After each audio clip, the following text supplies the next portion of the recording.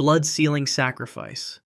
On September 8, 1600, Tori Mototada stood inside Fushimi Castle in Kyoto as commander of a garrison that had no chance of survival. Outside the walls, 40,000 enemy soldiers surrounded the fortress. Mototada was a veteran samurai loyal to Tokugawa Ieyasu, and he had been ordered to hold the castle as long as possible while his lord prepared for a larger battle elsewhere. He knew this was a mission with only one ending. The siege began with demands for surrender. Mototada refused every offer. His garrison numbered fewer than 2,000 men. The enemy brought siege engines, ladders, and endless waves of soldiers. For 11 days, the defenders held their positions. They fought from the walls, in the courtyards, and through the castle halls. Food ran out. Water grew scarce. Men collapsed from exhaustion. Still, Mototada would not yield. On the final day, the enemy breached the outer defenses. Enemy soldiers poured through gaps in the walls. The garrison pulled back to the inner keep, knowing the end had arrived. Mototada gathered his remaining men in the castle's main hall. They had fought as ordered. Now they would die as samurai. The ritual began in waves. Men knelt on the wooden floorboards, drew their blades, and cut into their own abdomens. The traditional seppuku required a horizontal cut across the stomach, followed by an upward stroke. It was not a quick death. Blood poured from the wounds as men leaned forward in agony. Some took minutes to die. Others required assistance from a second to complete the act. The floor became slick with blood. More than 300 men performed seppuku in that hall. The blood pooled across the wooden planks, soaking deep into the grain. It spread into cracks and joints, staining the timber dark red. When the enemy finally entered, they found the room filled with corpses and soaked in blood. The stains never came out. Years later, the blood-soaked floorboards were removed and repurposed. Temple builders installed them as ceiling panels in several Kyoto temples. The bloodstains remain visible today, preserved as a memorial to the men who refused to surrender.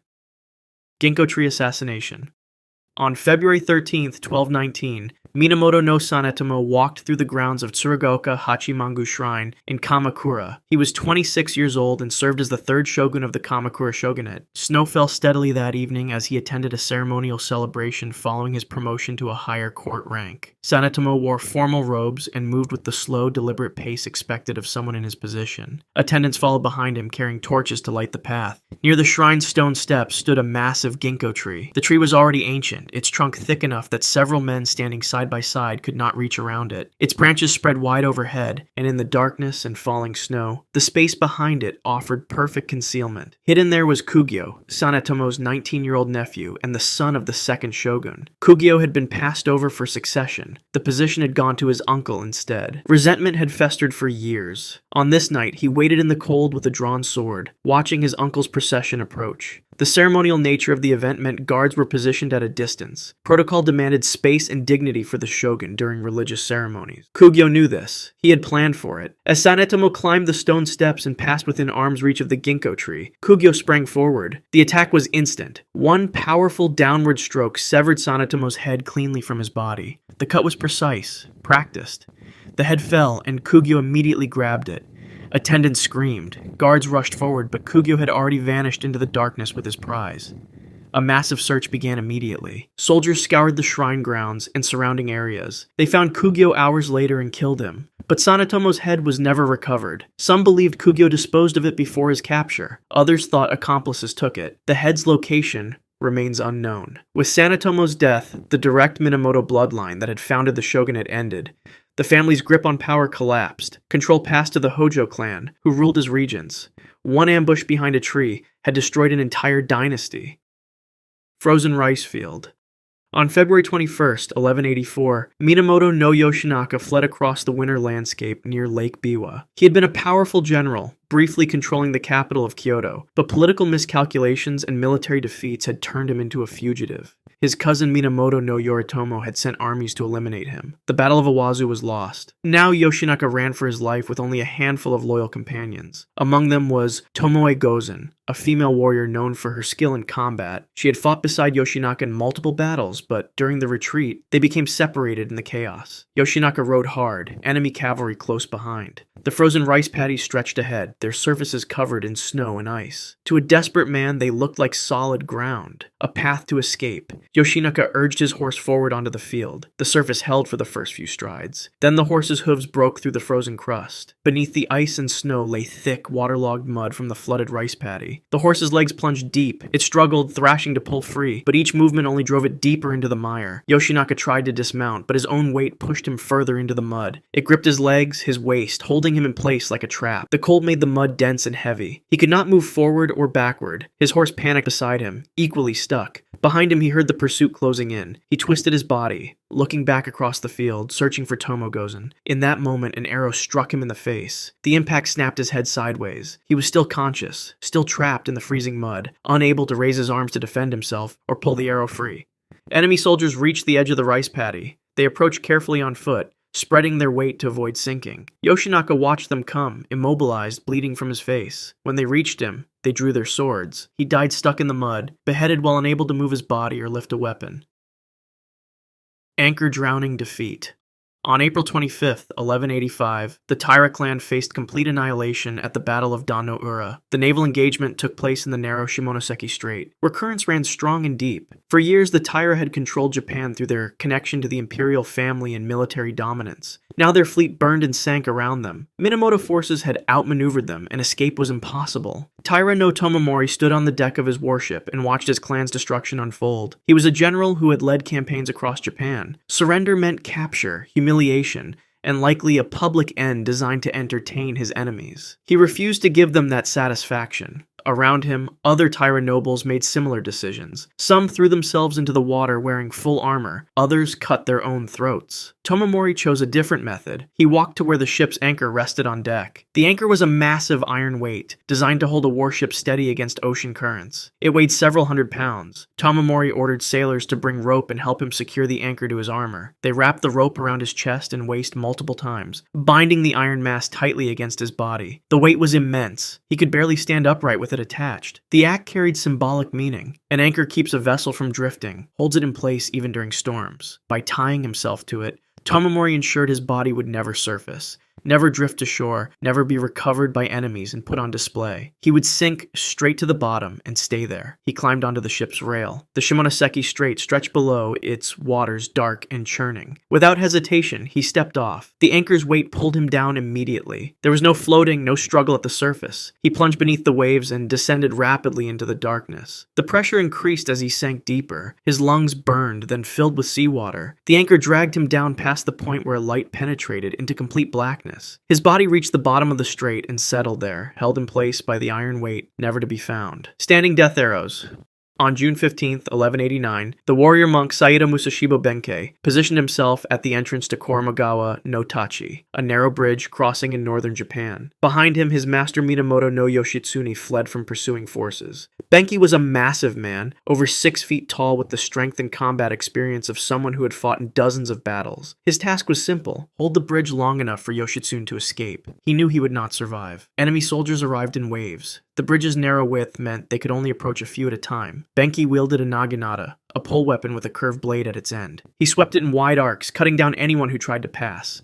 The first wave fell, then the second. Bodies piled at the bridge entrance. Soldiers climbed over their dead companions to reach him. Benkei continued fighting. Hours passed. His armor took blow after blow. Swords struck his shoulders, his arms, his legs. He ignored the wounds and kept swinging. Blood soaked through his robes. His movement slowed, but he maintained his position. No one could get past him. The enemy commanders changed tactics. They ordered their soldiers to stop engaging in close combat. Instead, archers moved forward and began firing from a distance. Arrows flew toward Benkei in volleys. The first struck his chest, then his shoulders, his legs. He remained standing, naginata ready, blocking the bridge. More arrows came. They hit his arms, his stomach, his back. Still he stood. The arrows kept coming. Dozens struck him. His body became a target that absorbed shaft after shaft. Eventually, he stopped moving. He stood motionless at the bridge entrance, weapon in hand, facing the enemy. The soldiers waited, watching for any sign of life. Minutes passed. Nothing moved. Finally, they approached cautiously. When they reached him, they discovered he had died while still standing upright. So many arrows had pierced his body that they acted as supports, holding his corpse vertical. His legs were locked in position. His grip on the naginata had not loosened. The enemy counted over 60 arrows embedded in his body and armor. Wooden Oar Duel. On April 13, 1612, Sasaki Kojiro waited on Ganryujima, a small island in the strait between Honshu and Kyushu. He was one of Japan's most feared swordsmen, known for his unique technique and his weapon, a nodachi blade longer than most katanas. The sword measured over 3 feet in length, giving him superior reach in combat. He had agreed to duel Miyamoto Musashi, a rival strategist and fighter. The time was set for 8 in the morning. Musashi did not arrive at 8. 9 o'clock passed. Then 10. Kojiro paced the beach, his anger building. The delay was deliberate psychological warfare. Musashi wanted his opponent agitated and impatient. Finally, around 11, a small boat appeared on the water. Musashi stood in it, rowing toward the island. During the journey across the strait, Musashi had carved a wooden sword from one of the boat's spare oars. The oar was thick, heavy, and roughly 4 feet long. It had no edge, no point, just blunt wood shaped into a crude blade. When Kojiro saw this makeshift weapon, he understood it as an insult. Musashi was challenging him with a wooden stick instead of proper steel. The duel began the moment Musashi stepped onto the beach. Kojiro drew his nodachi in a flash and swung at Musashi's head. The blade was so long and Kojiro so skilled that the cut should have been impossible to avoid. But Musashi leaped forward and upward, clearing the arc of the sword. As he came down, he swung the wooden oar with both hands. The heavy wood struck Kojiro on the side of his skull. The impact was devastating. The force of the blow fractured his skull and knocked him sideways onto the sand. Musashi did not stop. He brought the oar down again, striking Kojiro's ribs. Bones cracked. Kojiro tried to rise, but another blow caught him across the head. His skull gave way under the repeated impacts. Within moments, Kojiro lay dead on the beach. His face was crushed. His ribs were shattered. The famous swordsman had been killed by blunt force trauma from a boat oar. Musashi walked back to his boat and left the island without looking back. Crucified Messenger Spear.